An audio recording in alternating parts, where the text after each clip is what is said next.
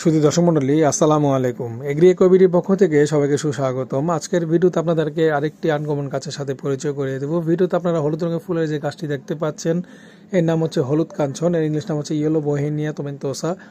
আমাদের দেশে সাধারণত সাদা, পিঙ্ক এবং দেব কাঞ্চন দেখা গেল। হলুদ কাঞ্চনটি তুলনামূলকভাবে আনকমন এবং কম দেখা যায়। আমাদের কাছে হলুদ কাঞ্চন সহ বিভিন্ন ধরনের কাঞ্চন ফুলের গাছ রয়েছে। হলুদ কাঞ্চন নাম হলেও আসলে এর ফুলের রং ডিপ হলুদ নয়, লাইট হলুদ রঙের হয়ে থাকে এবং ফুলের ভিতরের মাঝখানে মেরুন রঙের একটি স্পটের মতো রয়েছে, যা কিনা ফুলকে দেখতে আরও আকর্ষিত করে তুলেছে।